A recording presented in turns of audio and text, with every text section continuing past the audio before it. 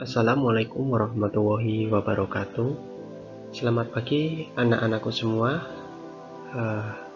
siswa-siswi kelas 4 MI Asas Islam Kalibening Kota Salatiga. Kembali lagi dengan Pak Ian. Pada kesempatan kali ini Bapak akan membahas mengenai bunyi dan sistem pendengaran manusia, yaitu di pokok bahasan IPA tema 1. Ya, yang pertama, apa sih itu bunyi? Nah, mungkin dari adik-adik semua pasti pernah dengan ada kata bunyi, ataupun ada juga yang menyebutnya suara. Nah, apa sih sebenarnya itu bunyi itu? Bunyi adalah getaran yang merambat melalui udara akibat dari benda yang bergetar atau disebut dengan sumber bunyi. Jadi bunyi itu berasal dari suatu benda yang bergetar, itu ya. Kemudian, bagaimana sih cara menghasilkan bunyi sehingga bisa didengar oleh telinga kita? Nah, ternyata ada beberapa cara nih untuk bisa menghasilkan bunyi. Di sini ada 5 cara. Yang pertama itu ada dipukul. Nah, contohnya di sebuah alat musik itu ada gong dan gendang. Cara penggunanya adalah dipukul, maka dia akan menghasilkan bunyi sehingga bisa didengar oleh telinga kita. Yang kedua adalah ditiup. Nah, contohnya itu seruling dan trompet. Nah, jadi ketika seruling ditiup, otomatis dia akan mengeluarkan bunyi. Yang ketiga adalah digesek. Nah, contohnya yaitu biola. Nah, ketika biola itu digesek, maka akan menghasilkan bunyi. Kemudian yang keempat yaitu dipetik. Nah, contohnya pada alat musik yaitu gitar. Nah, gitar itu ketika dipetik maka akan menghasilkan bunyi yang bisa kita dengar. Yang terakhir yaitu digetarkan atau digoyangkan ya. Nah, contoh untuk alat musiknya yaitu angklung. Nah, di situ kalau kita bisa lihat, kalau ada angklung kita goyang maka akan menghasilkan bunyi. Ya, sebelum kita bahas lebih dalam mengenai bunyi, ternyata bunyi itu punya sifat ya, adik-adik semua. Nah, sifat bunyi itu ada 3. Yang pertama, bunyi itu bisa merambat ya. Jadi merambat pada suatu media. Ya, merambat itu yang seperti apa, Pak? Merambatnya di media apa? Kita bahas selanjutnya. Yang kedua yaitu bunyi bisa dipantulkan. Wah, kayak bola aja nih ya, Pak. Ya, nanti kita bahas juga di belakang. Dan yang ketiga adalah bunyi dapat diserap. Nah, bagaimana sih bunyi itu bisa merambat? Nah, ternyata perambatan bunyi itu bisa melalui media, yaitu medianya yang pertama ada gas, yang kedua ada padat atau media padat, yang ketiga ada media cair atau zat cair. Nah, pada gas itu suara merambat melalui udara. Nah, misalnya kita sedang bercakap-cakap nih, kalian sama orang tua atau mungkin sama teman kalian. Nah, itu suara atau bunyi yang kalian hasilkan dari mulut kalian akan merambat melalui udara dan sampai pada ke telinga teman kalian. Begitu juga teman kalian. Mereka mengeluarkan suara dari mulut, nanti merambat ke udara sampai pada telinga kalian. Seperti itu ya untuk yang perambatan bunyi melalui gas. Yang kedua adalah melalui benda padat. Nah, di sini contohnya yaitu kalau kita bikin semacam telepon-teleponan ya, kalau zaman dulu itu ya namanya ya. Jadi pakai kaleng, terus di tengahnya kita kasih tali, maka akan seperti pada gambar ini. Nah, itu ternyata suara bisa merambat melalui benang. Jadi kalian kalengnya atau kalengnya kalian beri suara, maka dia itu akan merambat dan sampai pada telinga teman kalian. Begitu juga sebaliknya. Jadi bunyi itu bisa merambat pada benda padat yaitu benang misalnya. Terus kemudian yaitu melalui zat cair. Nah, di sini misalnya kita menggunakan sebuah corong, terus ada air dalam tong, terus kita ketuk aja itu kentongnya, otomatis airnya akan bergetar dan nanti ada muncul suara yang sampai kepada telinga kita.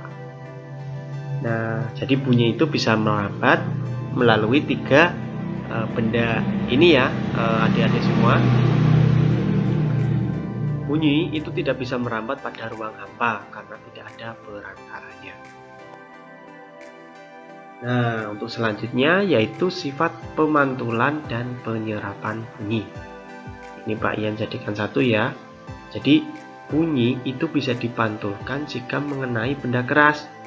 Nah, contohnya apa Pak?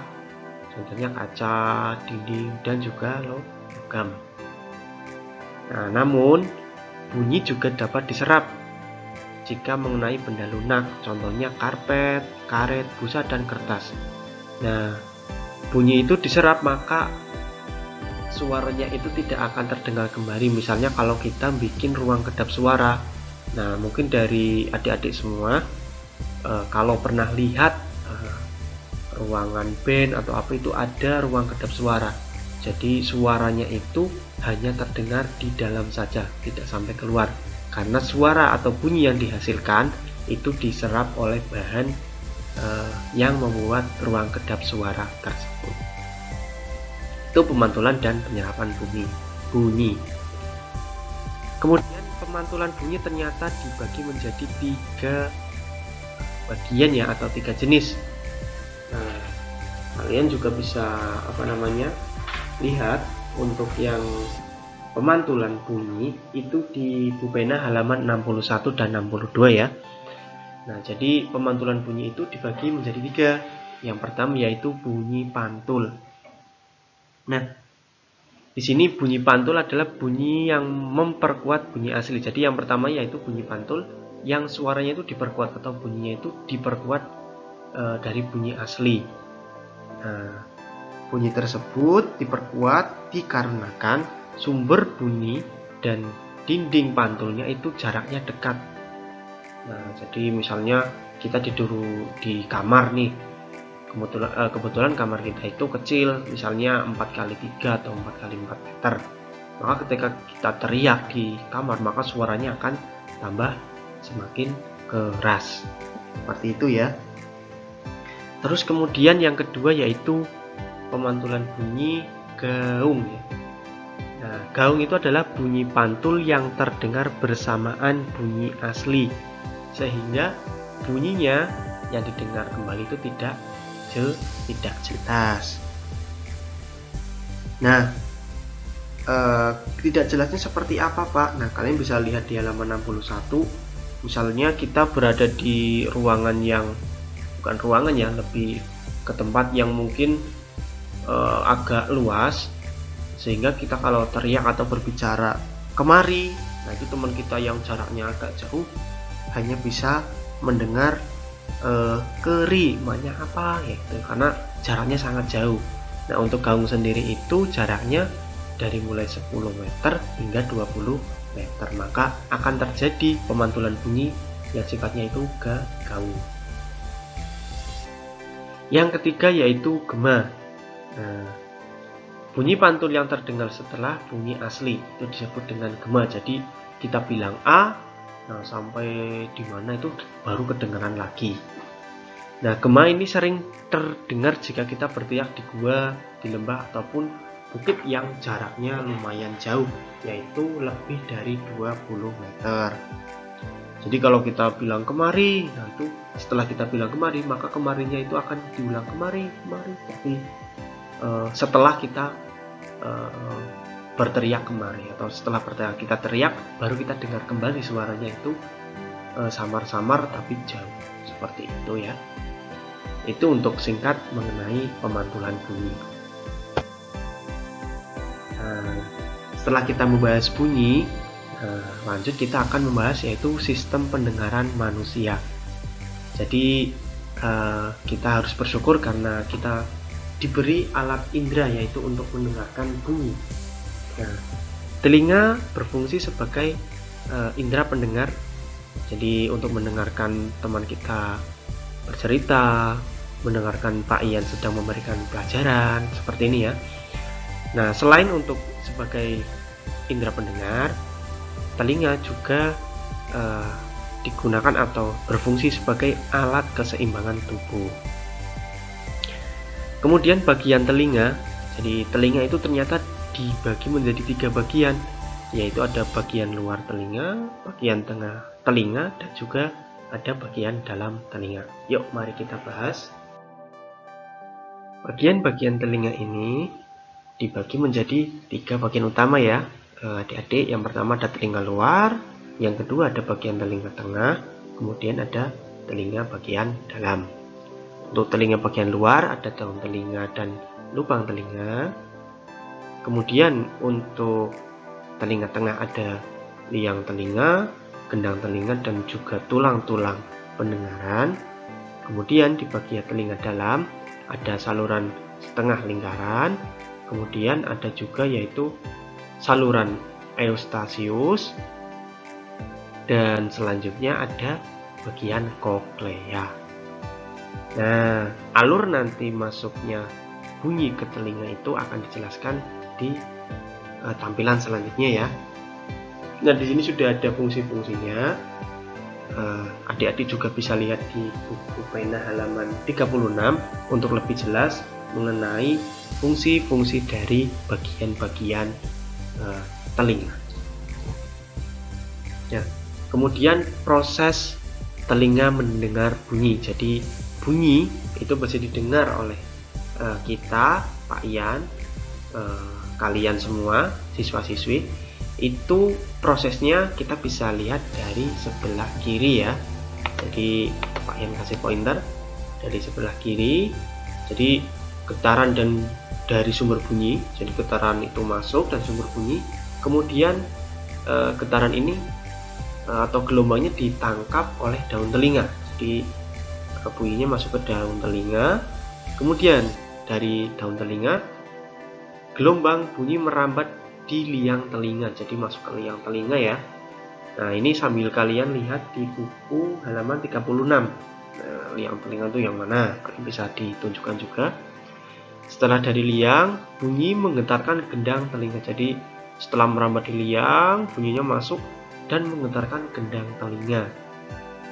Nah, dari gendang telinga, nah ini masuk ke sini, getaran gendang telinga menggetarkan tulang pendengaran. Jadi dari gendang kemudian menggetarkan tulang pendengaran. Nah, getaran dari tulang pendengaran itu ternyata ditangkap oleh koklea. Nah, di sini ada koklea. Kalian bisa lihat juga ya, bentuknya kayak semacam rumah siput itu. Nah, dari koklea ini nanti akan mengirimkan ke syaraf pendengaran. Jadi dari koklea dikirim ke syaraf pendengaran. Kemudian yang terakhir, syaraf pendengaran akan mengirim rangsangan, yaitu bentuk getaran itu ke otak. Kemudian otak menerjemahkan menjadi bunyi yang kita dengar. Nah, misalkan ini sekarang Pak Ian bilang A, itu A, kalian bisa mendengar A itu prosesnya itu dari sini, dari kiri sampai ke bawah. Seperti itu ya. Nah, terus kemudian nih informasi penting nih. Ada kepekaan telinga. Oh, ternyata telinga manusia itu dapat mendengarkan bunyi dengan frekuensi 20 sampai 20.000 Hz. Nah, kemampuan manusia untuk mendengarkan itu dipengaruhi oleh usia dan juga kesehatan telinga. Itu kalian juga harus jaga terus kesehatan telinga kalian. Nah, ini ada cara memelihara kesehatan telinga.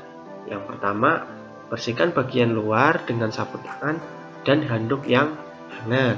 Yang kedua, jangan mengorek-korek telinga karena dapat mendorong kotoran telinga itu lebih dalam. Nah, itu bisa bahaya ya.